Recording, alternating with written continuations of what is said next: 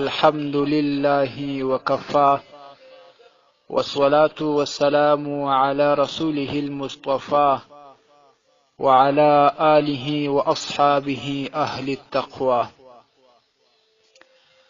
قدرمندو محترمو درنو ورونو، دا چې د نن سبا د ډیرو کورونو زنانه هغه د خپل خاوند د ښېګڼو، د خپل خاوند د نعمتونو او د خپل خاوند د نیکیانو ناشکري کوي او د هغه کفران کوي.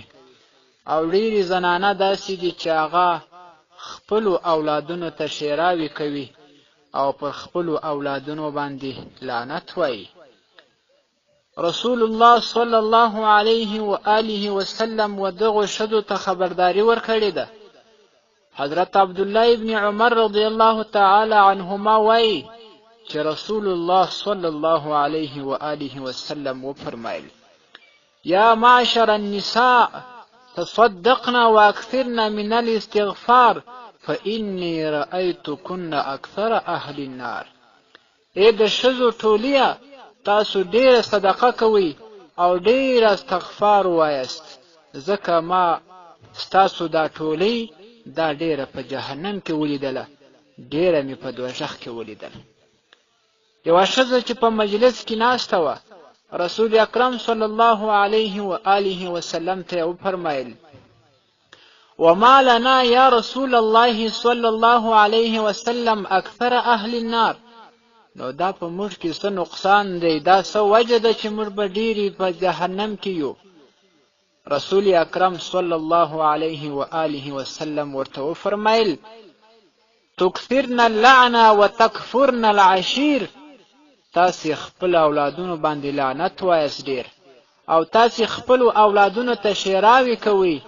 په دې اساس باندې، په دغه بنا او په دغه وجه باندې به تاسې ډیرې په جهنم کې یاست.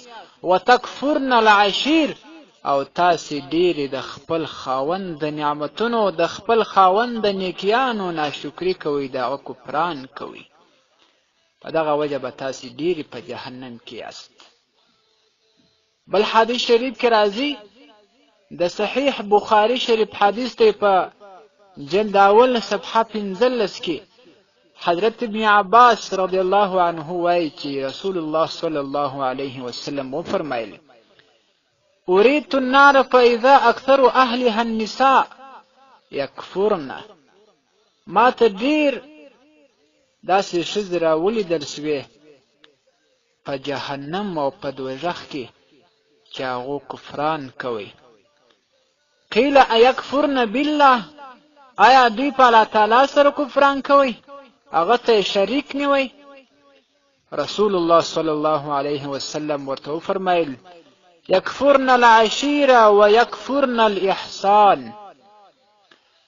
دغه زنانه چې ډیرې په جهنم کې وي، دوی د خپل خاوند ناشکري کوله، د هغه د ښېګڼو، د هغه د نعمتونو، د هغه د نیکیانو ناشکري او کفران یې کوئ. په دې وجه باندې به دوی ډیرې په جهنم کې وي.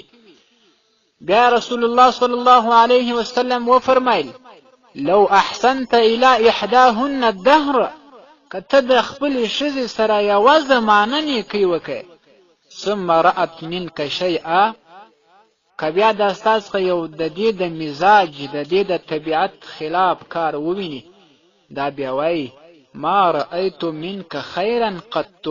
ما خو ستا څخه بیخي خیر لیدلی نه دی، ستا د خوا خو ما ته بیخي نیکي را رسېدلې نه ده. نو هغه ښځې چې هغه پر خپلو بچیانو باندې لعنت وایي، خپلو بچیانو ته ښېراوې کوي، کیدای شي یو داسې زمانه به وي، یو داسې وخت به وي چې هغه وخت د دعا یا د ښېرا د قبلېدو وي، دوی به خپلو بچیانو ته هغه وخت کې ښېرا کړې وي، هغه به د الله تعالی په دربار کې قبوله سي.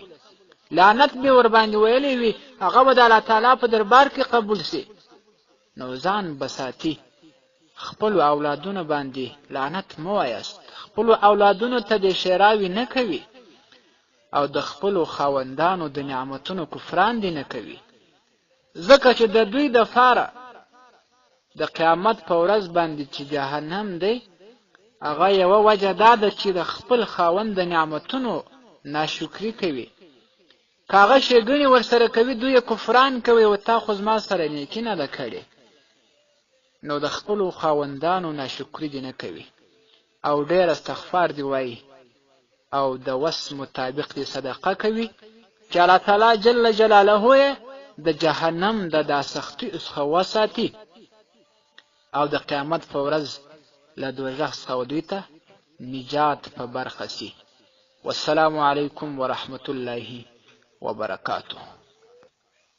ستاسې د اسلامي پوښتنو جوابونکی مولوي حکیم الله صابر الحنفي صاحب. د پوښتنو لپاره د رابطې نمبر 00 314 8 18 434.